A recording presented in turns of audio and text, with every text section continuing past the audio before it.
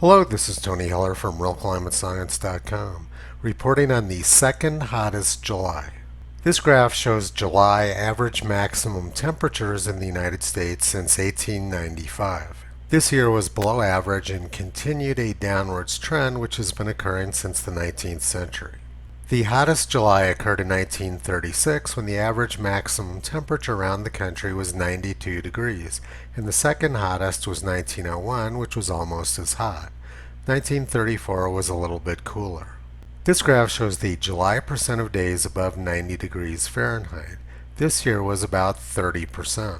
But during 1936 and 1901, almost 60% of July afternoons around the country were over 90 degrees.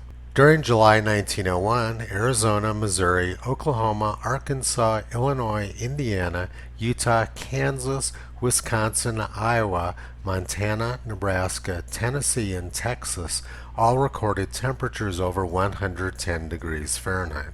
And all but 6 states recorded temperatures over 100 degrees. It was an incredibly hot month. Now let's compare July of 1901 to July of this year.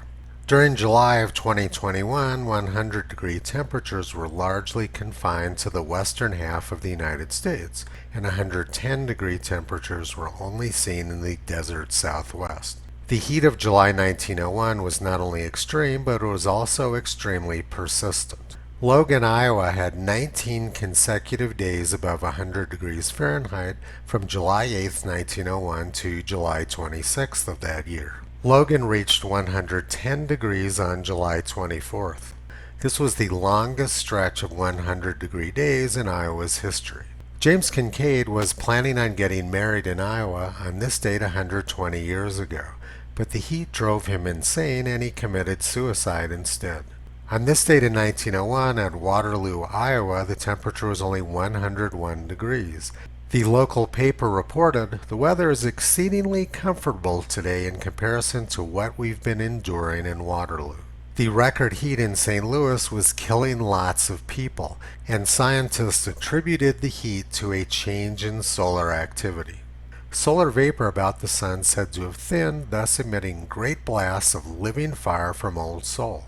Heat records were being broken all over the country, 112 degrees in Indiana and 114 in Kansas. The heat wave lasted all month and actually began in June. Let's look at the front page of the New York Times from June 29th to July 4th, 1901. June 29, 1901. Heat brings death and much suffering. Life rendered almost unbearable in the tenement districts. Chicago sizzles, Boston swelters. June 30th, 1901. New York wilts in protracted heat. Temperature on the street from 98 to 106 degrees in the shade. Many dead and prostrated. July 1st, 1901. The city a furnace, virtually deserted. July 2nd, 1901. Heat's holocaust in the 5 boroughs. 87 deaths and 178 prostrations. Marks hottest July 1st on record. July 3rd, 1901. Heat brings death to over 200 persons. July 4th, 1901. 200 more dead before rain falls.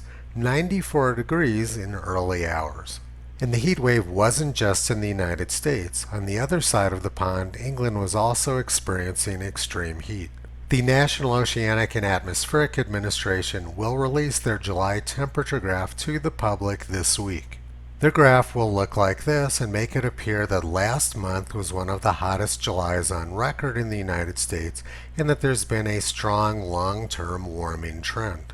But as I showed you earlier, their actual thermometer data shows that July was below average temperature and there's a long-term cooling trend, not a warming trend. Government scientists will accomplish this deception by tampering with the data. They will cool temperatures from 1901 by almost 1.5 degrees, and they will inflate this year's July temperature by almost half a degree Fahrenheit. This will mark an impressive 2 degrees Fahrenheit data tampering since the very hot summer of 1901. The press will of course carry the water for these frauds and declare it to be one of the hottest Julys ever. But government data tampering will not bring all the people who died from the heat in 1901 back to life. The good news is that we have high school students skipping school, hoping to bring us back to the safe climate of 1901. If only I had the scientific credentials of Greta Thunberg, maybe the Guardian would speak to me about climate too. Toto has been pulling back the curtain on this insanity for the past 13 years. You can visit him, Kyrie, and Caesar on the web at realclimatescience.com.